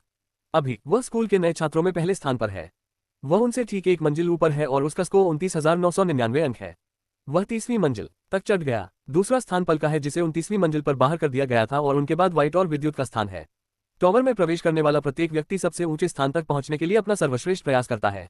यह इस बात से स्पष्ट है कि पल, व्हाइट और विद्युत टावर से बाहर आने के बाद कैसे दिखे। लेकिन सैम, जो स्पष्ट रूप से अपनी पूरी ताकत और शक्ति के साथ बाहर नहीं आया था, अपनी इच्छा से बाहर चला गया और वह पल से थोड़ा आगे ही रुक गया। उन्होंने दिखाया कि वे और आगे जाने में सक्षम हैं, लेकिन उन्होंने ये भी दिखाया कि वे और आगे जाने के लिए अनिच्छुक हैं। इसका सिर्फ एक ही मतलब हो सकता है, वह अकादमी की मौजूदा पीढ़ी के छात्रों को हराने के लिए यहाँ आया है और उसने टावर को उसी साधन के रूप में इस्तेमाल किया और अपने स्कोर को उकसावे के रूप में इस्तेमाल किया, जो अपने आप में उन सभी का अपमान है जो इस टावर के जरिए खुद को कुछ बनाने की पूरी कोशिश कर रहे हैं। वे पूर्ण अंक पाने के लिए कुछ भी कर सकते थे, लेकिन सैम को इसकी परवाह नहीं है। वे पहले प्रयास में प्रथम स्थान पाने और आगे बढ़ने के लिए कुछ भी दे सकते थे, लेकिन सैम को इसकी परवाह नहीं है। वह बस उन्हें ताना मार रहा है, मैंने अभी अभी तुम्हें हराया है और इसके लिए मुझे अपनी तरफ से कोई प्रयास भी नहीं करना पड़ा। अगर तुम मुझे हरा सकते हो तो मुझे हराओ, मैं तुम्हारे सामने ही हूँ। सैम ने अपने स्कोर के बारे में यही कहा होगा, ऐसा वे कल्पना कर रहे हैं, और उनका ऐसा मानना सही है। सैम ने ठीक वैसा ही किया और वह अकादमी से बाहर निकलकर बाकी अकादमियों के साथ भी ऐसा ही करने लगा। उसी दिन उसने क्षेत्र के भीतर हर ओलंपियन अकादमी का दौरा किया। ओलंपियन टावर अटेम्प्ट पास ने उसे हर एक ओलंपियन अकादमी और उनके टावर तक पहुंच प्रदान की। हर जगह वह बस टावर में घुसा, उस पर चढ़ा और उच्चतम स्कोर करने वाले के ठीक ऊपर वाली मंजिल पर पहुंचा और हर बार वह उस अंतिम बिंदु पर रुक गया। मंजिल पूरी नहीं की। उन्हें अपनी अकादमी के सभी साथियों से यही प्रतिक्रिया मिली। टावर के ठीक सामने आराम कर रही पल ने सैम के दूसरे अकादमी में प्रवेश करते ही यह खबर सुनी। लेकिन उसे यह जानकर जरा भी खुशी नहीं हुई कि ऐसे लोग भी हैं जो उसके दुख को साझा करते हैं। रिकॉर्ड तोड़ने का उनका दृढ़ संकल्प और भी तीव्र हो गया। उस समय वो पागलों की तरह विभिन्न दवाएं निगलने लगी और टॉवर में प्रवेश करने के लिए तैयार हो गई, और तभी उसने देखा कि विद्युत और व्हाइट पहले से ही टॉवर के अंदर हैं और फिर से ऊपर चढ़ना शुरू कर दिया। टावर एल्डर पल के पास खड़ा हुआ और बोला, आप में से किसी एक को निश्चित रूप से रिकॉर्ड तोड़ना चाहिए। यह ज़्यूस अकादमी का अपमान है। यह स्पष्ट है कि वह क्रोधित है। पल ने सिर हिलाया और टॉवर में चला गया। पूरे क्षेत्र में विभिन्न अकादमियों में इसी तरह के परिदृश्य हुए। वॉर, नाइट घोस्ट, सेबर मोनाक, पारस और 5 एलिमेंटल किंग ने भी ऐसा ही किया। वे सभी सैम के सामने कमजोर पड़ गए और उनकी अकादमी का हर एक छात्र क्रोधित हो गया, लेकिन उनमें से अधिकांश ने खुद को सैम का रिकॉर्ड तोड़ते हुए नहीं देखा। लेकिन पल की सूची में शामिल सभी लोगों ने तुरंत ही तेजी से सुधार किया और पुनः प्रयास शुरू कर दिया, तथा उनका प्रयास पूरे दिन चलता रहा। उस दिन सैम जुआरी की अकादमी में वापस भी नहीं आया। ओलंपियन अकादमियों से अपना काम पूरा करने के बाद वह हरबिंगर पर सवार होकर क्षेत्र से बाहर चला गया। लोगों को लगा कि वह अब जा रहा है, लेकिन वह नहीं जा रहा था। वह जंगल में चला गया और कोई नहीं जानता कि वह कहाँ गया। अगले कुछ दिनों तक पूरे क्षेत्र में ये चर्चा होती रही कि कैसे सैम ने पूरे ओलंपस को बदनाम कर दिया।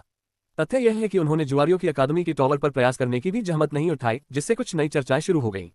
कुछ लोगों ने कहा कि सैम को टावर रैंकिंग की कोई परवाह नहीं है और उसने ओलंपियन छात्रों को नाराज करने के लिए ही ओलंपियन टावर बनाने की कोशिश की है।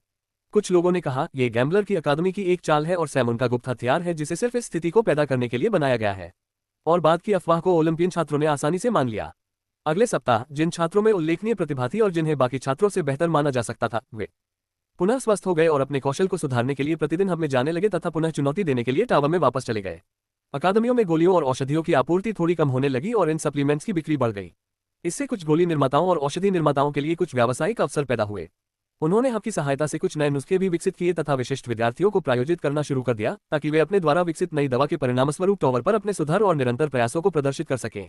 एक सप्ताह के भीतर सैम ने क्षेत्र के पूरे परिदृश्य को बदल दिया और इसका एक और बड़ा परिणाम ये हुआ कि गैम्बलर अकादमी के छात्रों को परेशानी का सामना करना पड़ रहा है। गैम्बलर अकादमी के छात्रों के लिए अकादमी से हब तक का सफर बेहद खतरनाक रहा। ओलंपियन अकादमी के छात्रों द्वारा उन पर लगातार घात लगाए जाते हैं, उन पर हमला किया जाता है और उन्हें अपमानित किया जाता है। और इस समय क्रो डीन के सामने आक्रोश भरे भाव के साथ खड़ा है, जो उसके गुस्से और उसकी काली आंख को उजागर कर रहा है। डीन वॉर्टन, आपको सैम की हरकतों पर रोक लगानी चाहिए। ये बहुत ही हास्यास्पद है। उसने ये सब उपद्रव मचाया और गायब हो गया। द्वितीय वर्ष के छात्रों सहित सभी को अन्य अकादमी छात्रों के क्रोध का सामना करना पड़ रहा है।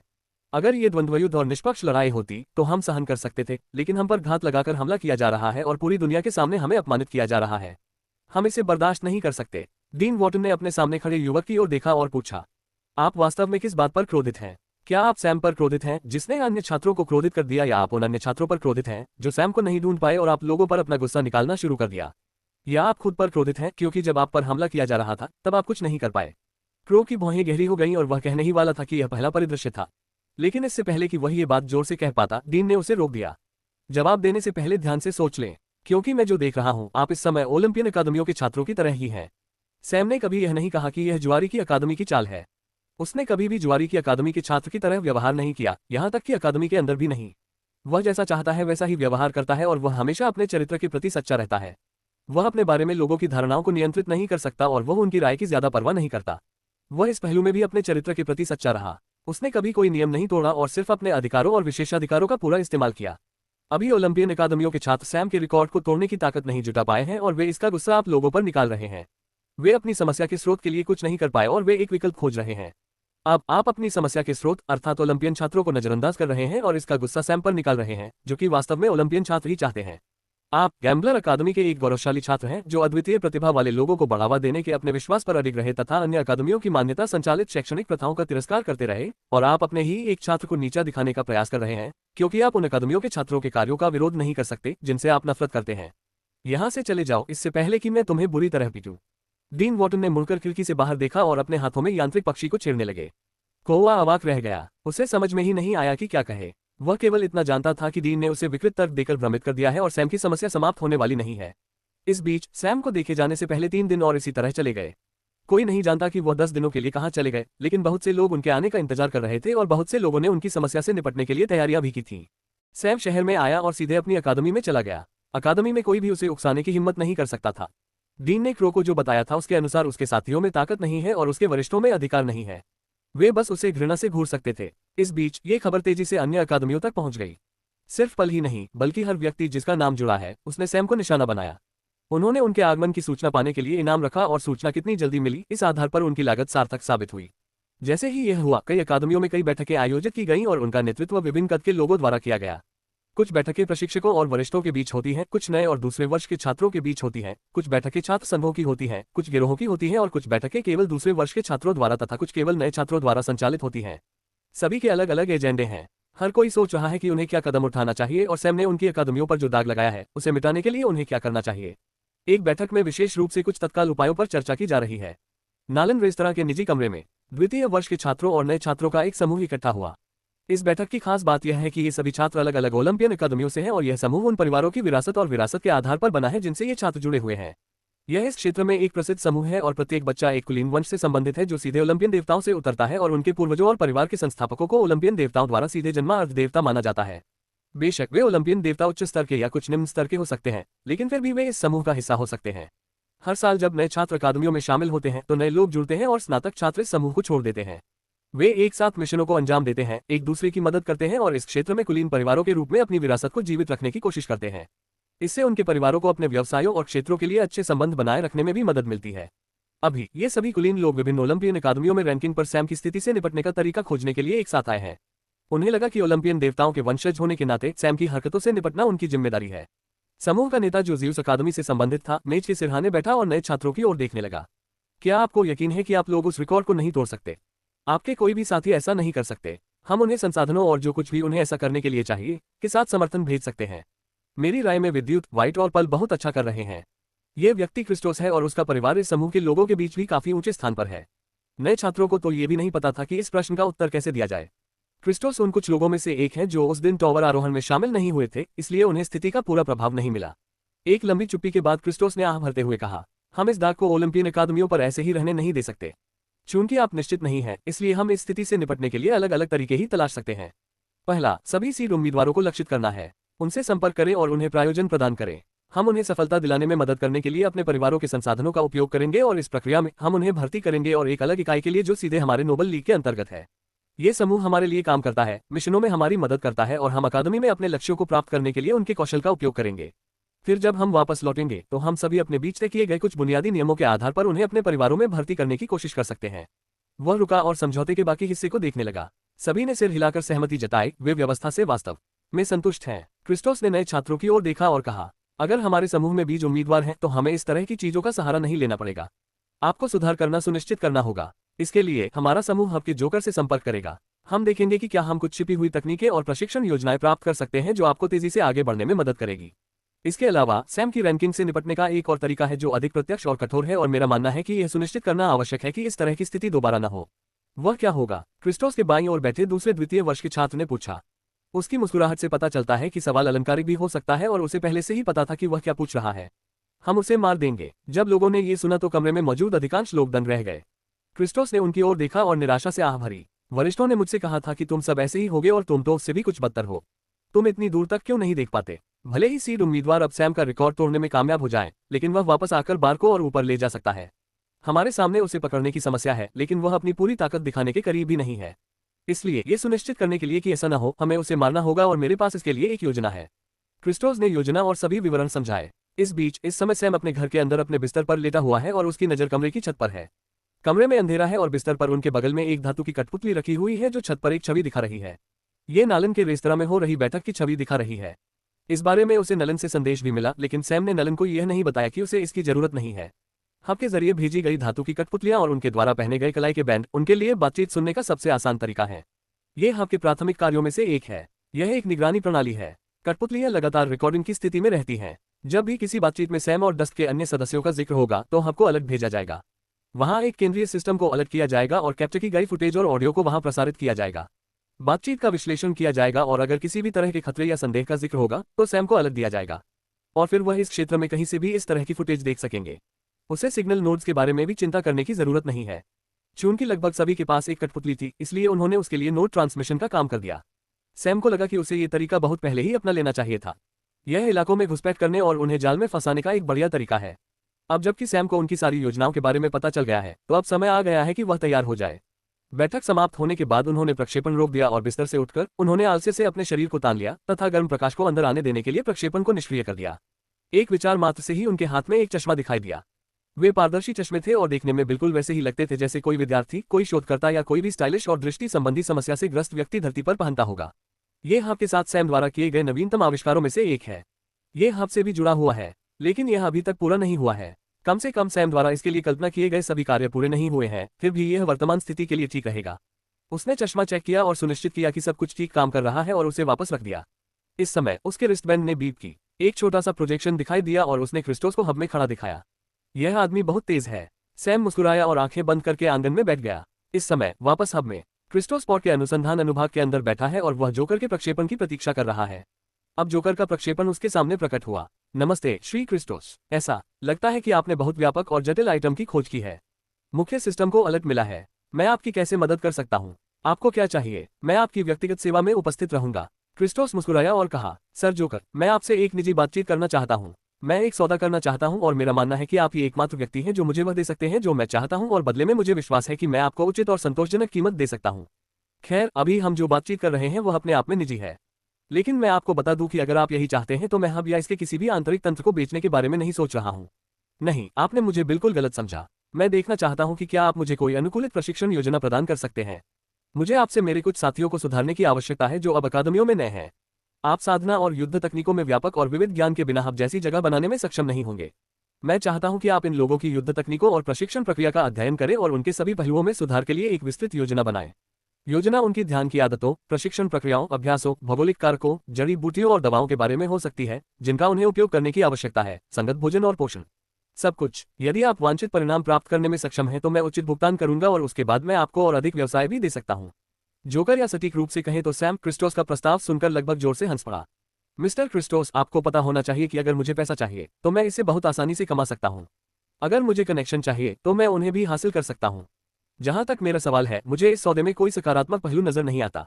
जोकर ने प्रसन्नतापूर्ण और लापरवाह स्वर में कहा, मुझे यकीन है कि हम कुछ न कुछ हल निकाल ही लेंगे। तुम्हें कुछ चाहिए होगा, बस मुझे बताओ कि तुम इस प्रस्ताव को क्यों स्वीकार करोगे, फिर मैं कोई रास्ता निकालने की कोशिश करूंगा। क्रिस्टोस ने सीधे चेहरे से पूछा।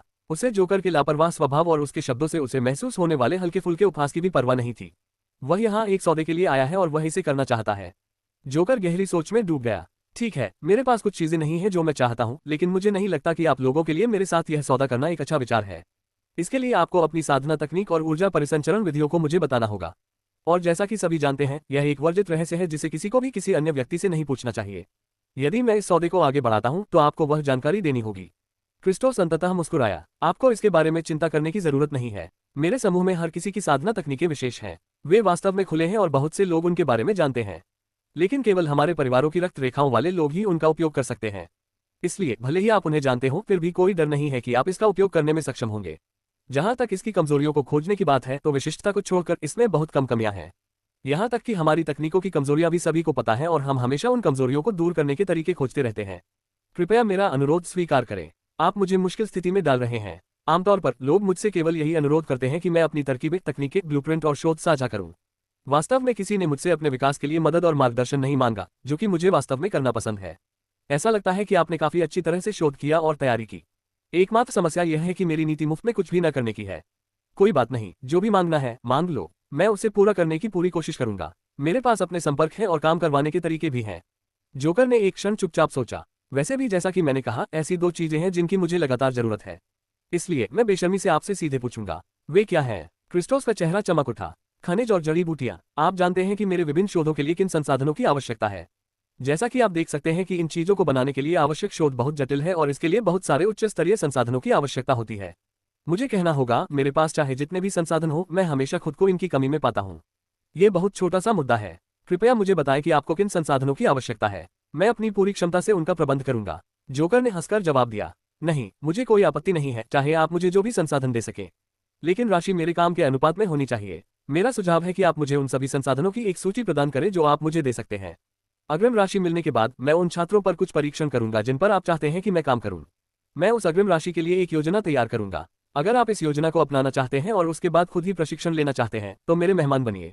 अगर आप चाहते हैं कि मैं व्यक्तिगत रूप से प्रशिक्षण प्रदान करूं तो यह एक अलग मामला है। आपको मुझे सत्रों और उस काम को करने के लिए मुझसे जो प्रयास करने होंगे उसके आधार पर भुगतान करना होगा। इसके अलावा कृपया मुझे अपने गृह क्षेत्रों की सूची के साथ भौगोलिक विवरण भी दें। मैं आपके इलाकों के आधार पर एक प्रशिक्षण योजना तैयार करूंगा ताकि आपको कहीं और जगह तलाशने की जरूरत न पड़े। ठीक है, मैं इस पर काम करूंगा। शुरुआत के लिए 3 बच्चे हैं जिनके साथ मैं चाहता हूं कि आप काम करें। हम 3 महीने तक काम करेंगे। अगर नतीजे संतोषजनक रहे तो हम नया सौदा कर सकते हैं। नहीं, 3 महीने बहुत लंबा समय है। हम पहले ओपन टूर्नामेंट में परिणाम देखेंगे। ये सुनकर क्रिस्टोस अचंभित रह गया। क्या तुम्हें यकीन है ये वास्तव में बहुत लंबा समय नहीं है? बेशक ये बहुत लंबा समय नहीं है, लेकिन मुझे इतना ही समय चाहिए। उसके बाद हम देखेंगे कि हम आगे किस तरह सहयोग कर सकते हैं।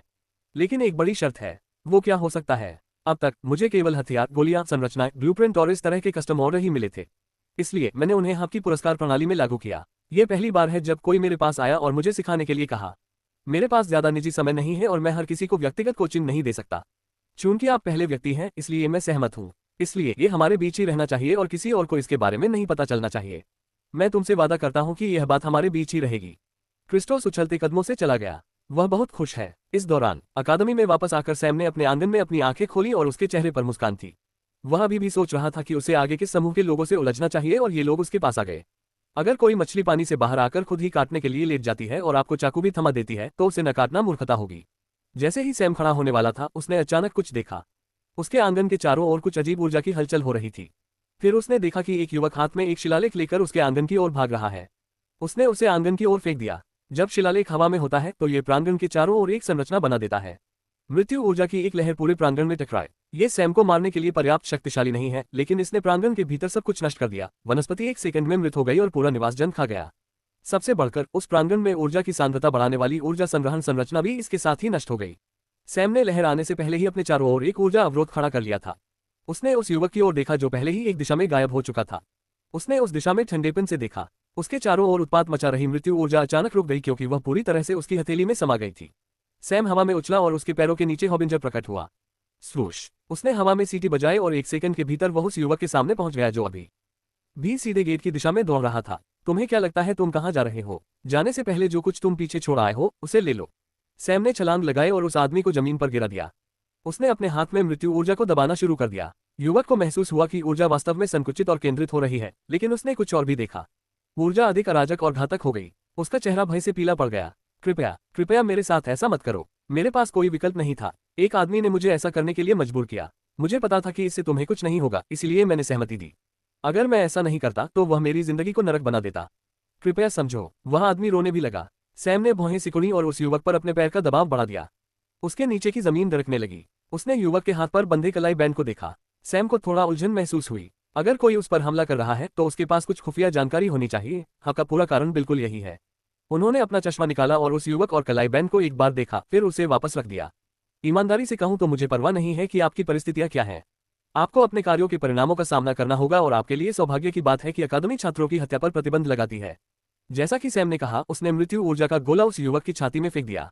मृत्यु ऊर्जा उसके पूरे शरीर में फैल गई और उसके ऊर्जा परिसंचरण को प्रतिबंधित करना शुरू कर दिया।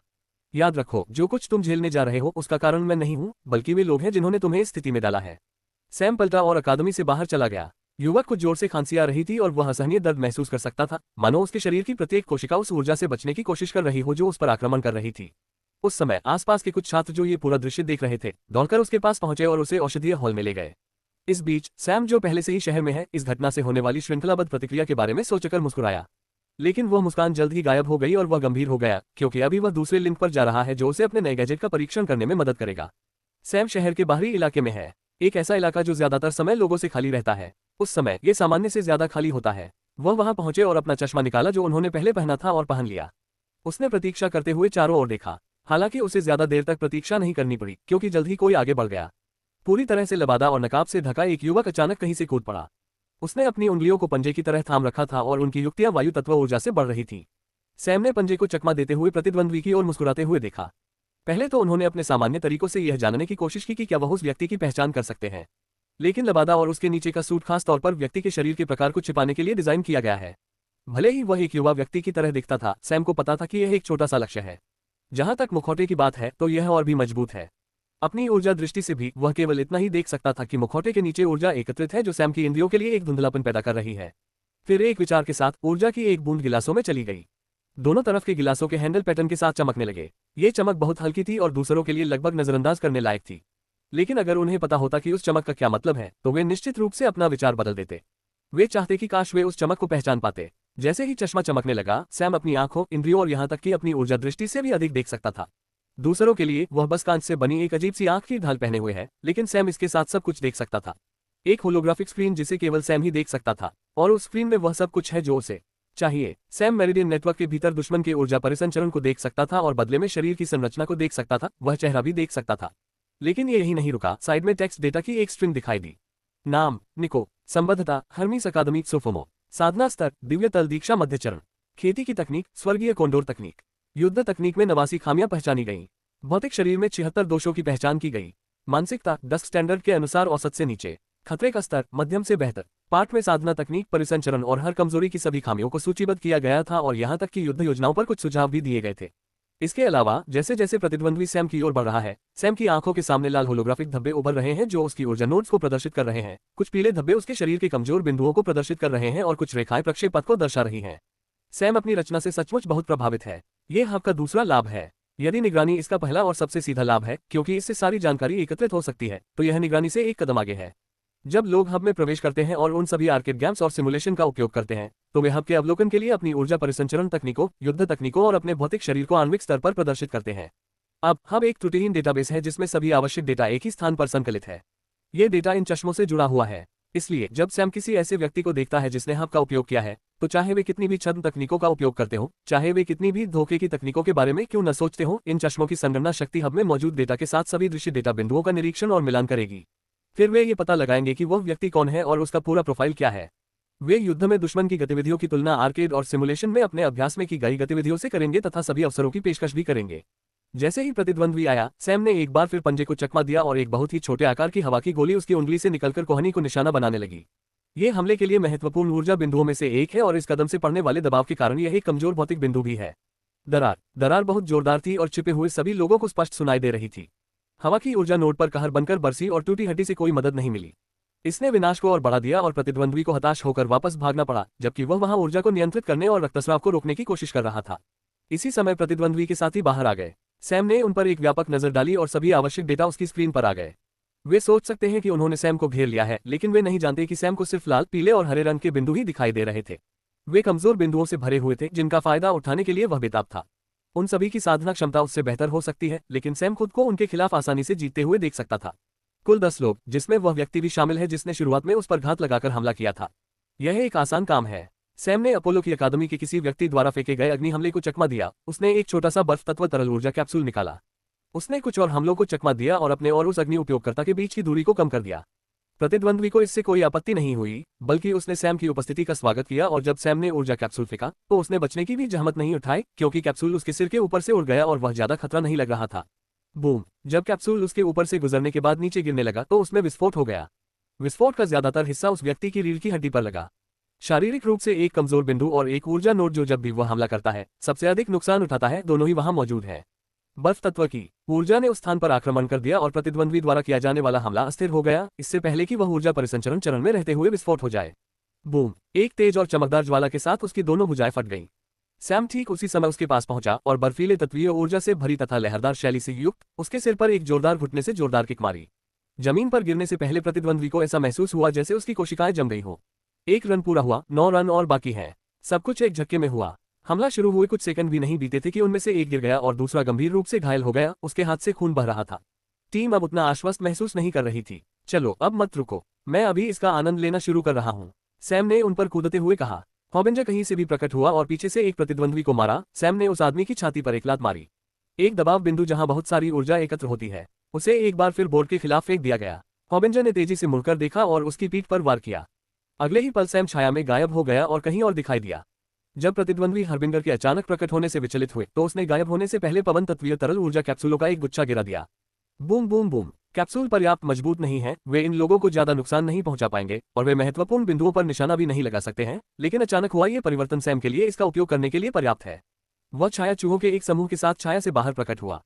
छाया चूहे सैम के निर्देशों के आधार पर इधर उधर घूमते रहे और इन लोगों की कमजोरियों को चिन्हित करते रहे। अब सैम ने छाया सम्मेलन को सक्रिय किया और छाया चूहों द्वारा प्रदान की गई छाया में आगे बढ़ते हुए हमला करना शुरू कर दिया। वह सक्रिय हमलावर बन गया और उससे लड़ने आए वरिष्ठ खिलाड़ी रक्षात्मक हो गए। वह मंच पर पूरी तरह से प्रदर्शन करने वाले नर्तक की तरह है। उसकी चौड़ी हरकतें और आकर्षक के खुलेपन से भरी हैं, लेकिन सीनियर्स इसके साथ कुछ नहीं कर पा रहे हैं। वे खुलेपन को देख सकते थे, लेकिन इससे पहले कि वे उस तक पहुंच पाते, सैम वहां भी नहीं था। वह अपनी टीम के एक सदस्य को अपंग बनाने में व्यस्त है। सैम के प्रति एकमात्र कमी यह है कि इस तरह से काम करने में बहुत अधिक समय लग रहा है। उन्होंने उनकी कमजोरियों पर निशाना साधा, लेकिन उन्होंने महत्वपूर्ण शॉट नहीं लिए। उन्होंने लड़ाई को थोड़ा खींचा और लगभग 30 मिनट बाद सैम ने इसे समाप्त कर दिया। वहां सिर्फ एक व्यक्ति है जो चोटिल है। उसका भेष नष्ट हो गया है और वह अपने अंतिम चरण में है। और उस समय वहां से कुछ गलियों की दूरी पर कोई इस दृश्य को देख रहा था। वह कोई और नहीं बल्कि क्रिस्टोस था। नया बिजनेस पार्टनर सैम जोकर के रूप में सामने आया। वह कलाई बैंड के माध्यम से इसे देख रहा है। उसकी पक्षी कठपुतली अभी सड़क पर मंडरा रही है जहां सैम लड़ रहा है।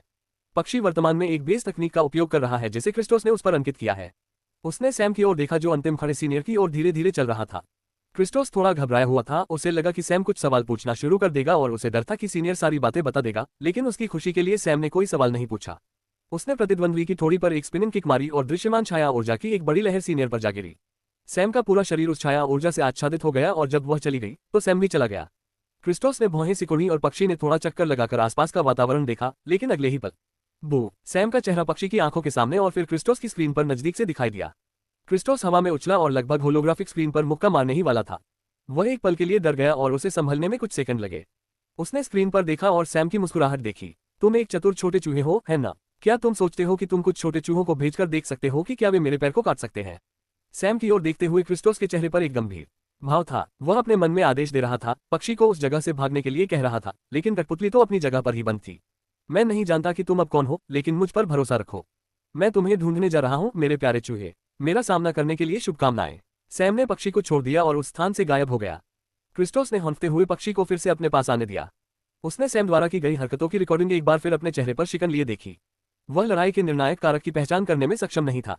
सैम की अधिकांश चालें हास्यास्पद थीं। कुछ चालों में तो उन्होंने किसी भी महत्वपूर्ण अंक को निशाना नहीं बनाया, लेकिन फिर भी वह आसानी से जीतने में कामयाब रहा। उसका दिल डूब गया। घात लगाने का पूरा उद्देश्य ये जानना था कि सैम क्या करेगा जब वह ताकतवर और संख्या में कम होगा। वास्तव में वह सैम के हताश रक्षात्मक उपायों और भागने की रणनीति जानना चाहता था, लेकिन इसके बजाय सभी 10 घात लगाने वालों को उनकी गांड मार दी गई। उसे कुछ जवाब चाहिए थे और उसने बिना समय बर्बाद किए ज़्यूस अकादमी में अपने शिक्षक से मिलने के लिए वापस भागा, जो अकादमी के वरिष्ठों में से एक है और उनके नोबल लीग का पूर्व छात्र भी है। इस बीच जुआरी अकादमी में वापस औषधि कक्ष के भीतर प्रभारी एल्डर उस युवक को देख रहा है जो बिस्तर पर दर्द से तड़प रहा है। ये वही युवक है जिसने सैम पर हमला किया था और सैम के प्रतिशोध का शिकार हुआ था। नए छात्रों का प्रभारी एल्डर बिस्तर की दूसरी ओर खड़ा है। वह कैसा है, एल्डर हारून? कृपया मुझे बताएं कि वह ठीक तो होगा। छात्रों के प्रभारी एल्डर ने मेडिसिन हॉल के प्रभारी एल्डर से पूछा। एल्डर हारून का चेहरा उदासी से भरा हुआ है। वो कुछ समय बाद शारीरिक रूप से ठीक हो जाएगा, लेकिन मुझे नहीं पता कि वह मानसिक रूप से इससे निपट पाएगा या नहीं। आपका क्या मतलब है? सैम ने मृत्यु ऊर्जा का उपयोग एक अनोखे तरीके से किया। मैंने ऐसा पहली बार देखा है। यह ऊर्जा इस छात्र की जीवन शक्ति पर भी हमला नहीं कर रही है, बल्कि यह शरीर में बहुत सीमित संख्या में कोशिकाओं को लक्षित कर रही है। और जब मृत्यु ऊर्जा उतनी ही ऊर्जा वाली कोशिकाओं को मार देगी जितनी मृत्यु ऊर्जा है, तो वह ठीक हो जाएगा। लेकिन इसका दर्द बहुत भयानक होगा। मैं दर्द को कम करने के लिए उसे शामक या ध्यान की कोमा में डाल सकता हूँ। समस्या यह है कि अगर वह जागा हुआ नहीं है तो वह ध्यान केंद्रित नहीं कर पाएगा और मृत्यु ऊर्जा का प्रतिरोध नहीं कर पाएगा, जिससे यह और फैल जाएगी। इसे फैलने से रोकने और अपने सिस्टम को अपने आप छोड़ने से रोकने के लिए उसे जागते रहना चाहिए। लेकिन इतना सारा दर्द सहने के बाद अगर उसकी इच्छा शक्ति मजबूत नहीं है तो वह टूट सकता है। इस प्रक्रिया को होने में कितना समय लगेगा? क्या हम मृत्यु ऊर्जा को सीधे नहीं हटा सकते? अगर हम इसे ऐसे ही छोड़ दें तो इसमें 1 सप्ताह लग जाएगा। हम निश्चित रूप से ऊर्जा को हटाने की कोशिश कर सकते हैं, लेकिन मुझे विश्वास नहीं है कि मैं ऐसा कर पाऊंगा। मृत्यु ऊर्जा लगभग इस तरह से कार्य करती है जैसे कि उसकी अपनी चेतना हो। एक बार जब हम इससे निपटने की कोशिश करेंगे तो ये काम करना शुरू कर देगी। और यह महत्वपूर्ण बिंदुओं के बहुत करीब है। ये लगभग ऐसा है जैसे सैम को इस आदमी की साधना और शारीरिक संरचना से संबंधित हर महत्वपूर्ण बिंदु पता था और मृत्यु ऊर्जा उन क्षेत्रों को लक्षित कर रही है। अगर यह विस्फोट होता है तो वह मर जाएगा। मेरा सुझाव है कि जब तक डीन या वाइस डीन आगे नहीं आते, हमें कुछ नहीं करना चाहिए और इसे ऐसे ही रहने देना चाहिए। मैं उसके पास रहकर उसे कुछ समय के लिए दर्द से राहत दिलाने में मदद कर सकता हूं, लेकिन हम इसके अलावा कुछ नहीं कर सकते। बुजुर्ग को लगा कि उनका दिल बैठ गया है। वह अभी जाकर सैम को बुरी तरह पीटना चाहता था, लेकिन उसे पहले से ही स्थिति का संदर्भ पता था। बिस्तर पर लेटे बच्चे ने ही सबसे पहले कदम उठाया। सैम ने केवल प्रतिशोध में काम किया और सबसे बुरी बात यह है कि सैम ने केवल उसी मृत्यु ऊर्जा का इस्तेमाल किया जिसका इस्तेमाल उस पर हमला करने के लिए किया गया था। वह तो बस बेहतर आक्रमण करना जानता था। बुजुर्ग ने बिस्तर पर लेटे बच्चे को देखा और कुछ कहना चाहा, लेकिन वह खुद को रोककर बाहर चला गया। वह जानता था कि जिस बच्चे को ये सब झेलना पड़ा वह इसका दोषी नहीं है। वह ये जानना चाहता था कि इसके पीछे कौन है। अभी सही समय नहीं है। बुजुर्ग कौवे से बात करने गए। इस बीच ज़्यूस अकादमी में वापस क्रिस्टोस एक आलीशान कार्यालय में एक एल्डर के सामने बैठा हुआ है। एल्डर का चेहरा साफ था, चेहरे पर कोई बाल नहीं थे और उनके घने लंबे बाल एक जुड़े में बंधे हुए थे और एक तलवार के आकार का हेयरपिन उन्हें बांधे हुए था। वह क्रिस्टोस द्वारा लाई गई वीडियो रिकॉर्डिंग देख रहा है। गुरुजी, मैंने इसे जितनी बार भी देखा, मैं उसकी युद्ध शैली को समझ नहीं पाया। जब उसने महत्वपूर्ण अंगों पर निशाना भी नहीं लगाया तो वह उन्हें कैसे हरा पाया? बुजुर्ग एक क्षण के लिए चुप रहे और बोले, मुझे कहना होगा कि यह एक अनोखी लड़ाई पद्धति है। इस लड़के की लड़ने की बुद्धि अद्भुत है और ऐसा लगता है कि वह उनकी सभी कमजोरियों को जानता है। कम से कम यही एक चीज है जिसके बारे में मैं सोच सकता हूँ जैसा कि मैं इसे देखता हूँ। जहां तक इस बात का सवाल है कि वह आपके पक्षी को कैसे देख पाया, मैं आपको नहीं बता सकता। यह उसकी अनोखी अवलोकन तकनीक होगी। कमजोर बिंदु, लेकिन उन्होंने महत्वपूर्ण बिंदुओं पर निशाना नहीं लगाया। अगर आपको लगता है कि शारीरिक ताकत ही एकमात्र कमजोर बिंदु है, तो आपको अपनी शिक्षा में सुधार करना चाहिए। वास्तव में साधना तकनीक, युद्ध शैली, व्यवहार के आधार पर कई तरह की कमजोरियां हैं। ये व्यक्ति शायद इसका पता लगाने में विशेषज्ञ हो। आखिर कैसे, मुझे यह नहीं पता। मुझे तो बस वह चीज दिख रही है जो उसने चेहरे पर पहनी हुई थी। बहुत समय हो गया जब मैंने किसी को इस तरह लड़ते हुए देखा था। क्या उसकी लड़ने की क्षमता इतनी अच्छी है? हाँ, उन्होंने एक ऐसी तकनीक का इस्तेमाल किया जो इतनी अच्छी थी कि इतनी सारी बातचीत के बाद भी आपने उसे देखा और उसके बारे में सोचा भी नहीं। वो क्या हो सकता है? जानकारी। क्रिस्टोस चुप रहा। उसके चेहरे के भावों से यह स्पष्ट था कि उसे यह बात समझ में नहीं आई। किसी तरह उसे इन लोगों की कमजोरियों के बारे में जानकारी थी। और जिस तरह से उसने काम किया उससे उसे आपके हमले के बारे में भी पता था। उसे पता था कि पूरी लड़ाई के दौरान वह क्या कर रहा था। कुछ तो गड़बड़ है, कोई तत्व गायब है। और मैं भी इसे पहचान नहीं सकता। अगर तुम उसके पीछे जाना चाहते हो तो ज्यादा सावधान रहो। मेरा सुझाव है कि तुम अपना समय लो और समझो कि वह क्या है और कैसे काम करता है। फिर तुम्हारे पास उसे संभालने का मौका होगा, अन्यथा तुम इसे भूल जाओ। ठीक है टीचर, आपके मार्गदर्शन के लिए धन्यवाद। मैं पहले ओपन टूर्नामेंट तक इंतजार करूंगा। मैंने जो सुना है उसके अनुसार अपोलो इस बार लीड लेना चाहता है।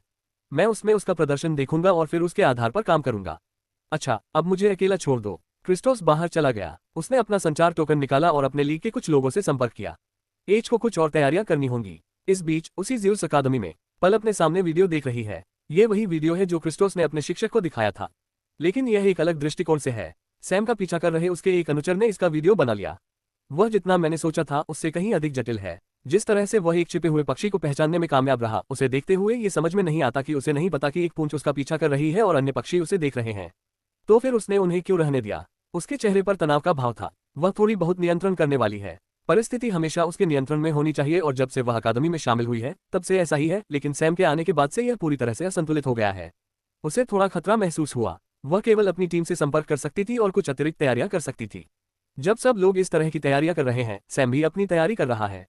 उसने बहुत सारे बीज बोए हैं और अब पहले ओपन टूर्नामेंट का इंतजार है और देखना है कि पौधे कितने बड़े हुए हैं। बेशक उससे पहले उसे इस बारे में कुछ जानकारी जुटानी होगी कि मृत्यु ऊर्जा हमले की योजना किसने बनाई थी। ये जानलेवा तो नहीं है और ऐसा लगता है कि इसे उसे परेशान करने के लिए डिजाइन किया गया है, लेकिन फिर भी सिस्टम में एक दरार है क्योंकि उसे यह नहीं मिला। इसलिए उसे इसे ठीक करने की जरूरत है। जुआरी अकादमी के मेडिसिन हॉल में सैम द्वारा हमला किया गया युवक बिस्तर पर आंखें बंद करके लेटा हुआ है। उसके हाव भाव से ही पता चल रहा था कि उसे कितना दर्द हो रहा है। लेकिन जो बात बुजुर्ग भी नहीं जान पाया वह ये कि उसके दिमाग में क्या चल रहा है। बुजुर्ग केवल मृत्यु ऊर्जा और उसकी कार्यप्रणाली के बारे में ही पता लगा पाए, लेकिन स्थिति पर अपने अत्यधिक प्रभुत्व के कारण उसने छात्र के साथ हो रही एक छोटी सी बात को अनदेखा कर दिया। उसके बुरे सपने, मृत्यु ऊर्जा और कलाई बैंड के साथ छात्र को बुरे सपनों की एक श्रृंखला का सामना करना पड़ रहा है। और उन सभी में एक बात समान है, वे बच्चे जिन्होंने उसे सैम को परेशान करने का काम दिया था, वे सीनियर जिन्होंने उसे सैम को परेशान करने के लिए कांटे की तरह इस्तेमाल किया, और अब वह इस वजह से टूट चुका है और वे कहीं नजर नहीं आते। भले ही वह बुरे सपनों से पीड़ित है, लेकिन वह अपने आसपास के माहौल से पूरी तरह वाकिफ है। उसे ये भी पता था कि उसे बुरे सपने आ रहे हैं और उसके दिमाग में जो तस्वीरें हैं वे असली नहीं हैं। लेकिन जितना ज्यादा वह उस स्थिति में रहता उतना ही ज्यादा गुस्सा महसूस करता। उसे इस तरह इस्तेमाल किए जाने पर गुस्सा आया, और उसे उन कामों के परिणामों का सामना करने के लिए गुस्सा आ रहा था जो वह पहले नहीं करना चाहता था। अगर वह बिना अपना दिमाग खोए इस स्थिति से बाहर निकल जाता है तो उसे अपना बदला मिल जाएगा। अगले 7 दिनों तक वह इन दुष्स्वप्नों में जीता रहा और सौभाग्य से वह अपनी मानसिक स्थिति को बरकरार रखने में कामयाब रहा। हालांकि मुश्किल से जब अंततः मृत्यु ऊर्जा बाहर निकाल दी गई तो वह बिस्तर पर बैठ गया और एडोस की जांच कर रहे थे। अब तो वह भी थक चुका है। पिछले 7 दिनों से वह इस छात्र के साथ रह रहा था और उसने देखा कि वह किस तरह की पीड़ा से गुजरा। वह अपने सबसे बुरे दुश्मन के लिए भी ऐसी स्थिति नहीं चाहेगा। और फिर इस एल्डर के पास वास्तव में इस तरह के दुश्मन कभी नहीं थे। कृपया सावधान रहो रिवान। कुछ समय के लिए आराम करो। प्रशिक्षण और अकादमी के कर्तव्यों के बारे में चिंता मत करो। आराम करने और अपनी आत्मा को पुनः प्राप्त करने का प्रयास करो। रिवान, वो युवक मृत लग रहा था। उसका शरीर ऊर्जा से भरपूर है, लेकिन उसका चेहरा ऐसा लग रहा था जैसे मौत उस पर छाई हुई है। खास तौर पर उसकी आंखों में जरा भी ऊर्जा नहीं है। चिंता मत करो बड़े, मुझे पता है कि अपनी खोई हुई आत्मा को वापस पाने के लिए मुझे क्या करना है। मेरा ख्याल रखने के लिए धन्यवाद। परीक्षा समाप्त होने के बाद वह बाहर चले गए और उन्हें जाने की अनुमति दे दी गई। वह बाहर निकलने के लिए अपने छात्रावास में भी नहीं गया, बल्कि उसने द्वितीय वर्ष के विद्यार्थियों के छात्रावास की ओर देखा और वहां पहुंच गया। इस बीच मैं द्वितीय वर्ष के छात्रावास में वापस आ गया। क्रो एक कुर्सी पर बैठा है और अपने पैरों को एक दूसरे पर रखकर कलाई पर बंधे बैंड को घुमा रहा है। उसके सामने 5 लोगों का एक समूह खड़ा है। वे पसीने से लथपथ हैं। यह उनकी आंखों के भाव से पता चलता है। मैंने सभी को स्पष्ट रूप से सूचित किया था कि आपको सैम के साथ किसी भी तरह से खिलवाड़ नहीं करना है जो नियमों के बाहर है। आपकी हिम्मत कैसे हुई कि आप एक नए छात्र को मृत्यु ऊर्जा स्टंट करने के लिए कहें? आपकी वजह से वह बच्चा पूरे सप्ताह मेडिसिन हॉल में है। मैं वहां गया और उसे देखा। वह इतनी भयंकर पीड़ा में है कि मैं तुम्हारे सभी कमीनों को मार डालना चाहता हूँ। क्रो, हम नहीं जानते कि तुम किस बारे में बात कर रहे हो। हमने सैम के बारे में कभी चिंता नहीं की। आखिरकार हमें लोग इतना परेशान नहीं करते क्योंकि हम पदानुक्रम में बीच में हैं। हम उसके साथ क्यों उलझेंगे? क्या उस बच्चे ने आपको बताया कि हमने उसे ऐसा करने के लिए मजबूर किया? वह झूठ बोल रहा है। उसने खुद ही ऐसा किया होगा और उसे इसके परिणामों का डर होगा। अब वह मुझ पर दबाव डाल रहा है। बंद करो इसे। मेरी बुद्धि का अपमान मत करो। क्या तुम्हें लगता है कि पूरी कहानी जाने बिना मैं तुमसे बात करने में 1 हफ्ता लगा दूंगा? क्या तुम्हें वाकई लगता है कि तुम्हें ढूंढने में मुझे पूरा 1 हफ्ता लग गया? मुझे हमले के दिन ही पता चल गया था कि यह तुम लोग हो। मैं बस पूरी कहानी जानना चाहता था। तुम ज्यूस अकादमी की उस फ्रेशमैन लड़की पल से वाकई बहुत प्रभावित हुए होंगे। तुमने उसके गुर्गों से पैसे लिए और सैम के साथ ऐसा किया।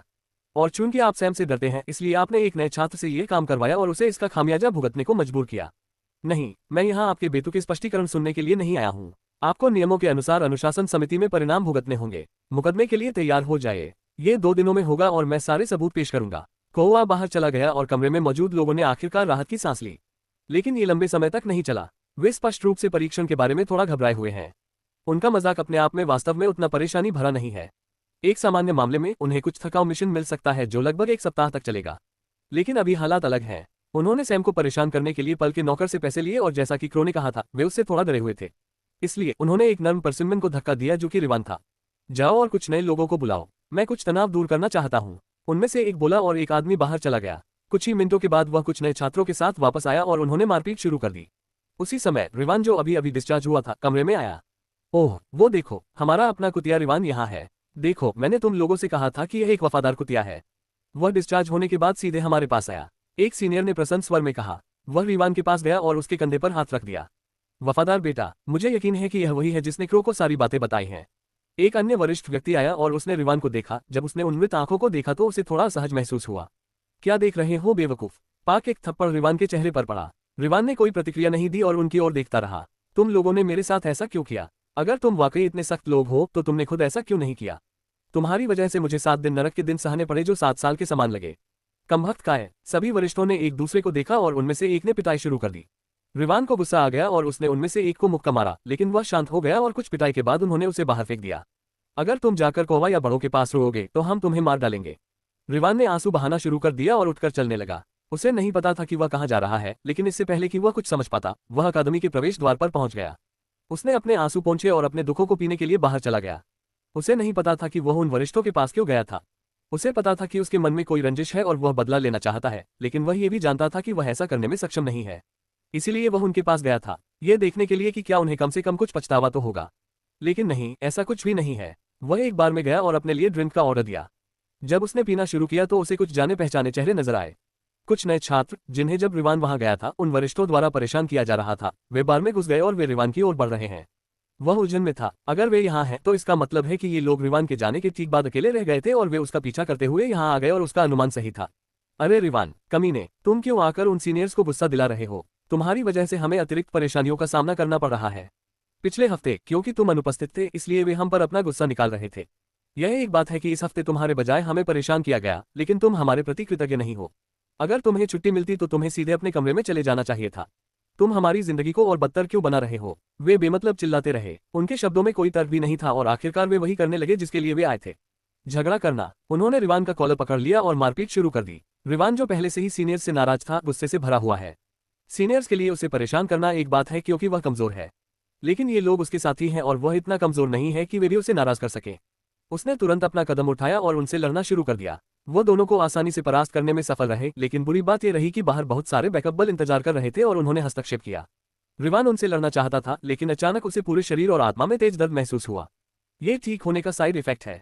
वह अभी भी अपनी मूल स्थिति में नहीं आ पाया है और इस दर्द ने उसे नए विरोधियों को आगे बढ़ने के लिए पर्याप्त जगह दे दी। उसने देखा कि एक पैर उसके चेहरे की ओर बढ़ रहा है जो उसे बुरी तरह से मार गिराने के लिए तैयार है। लेकिन उसी क्षण उसने एक चांदी का कार्ड और हवा का एक झोंका देखा जो उसके पास से गुजरते हुए उसके पैर को चीरता हुआ निकल गया। महत्वपूर्ण सूचना, आगे पढ़े लेखक के विचार।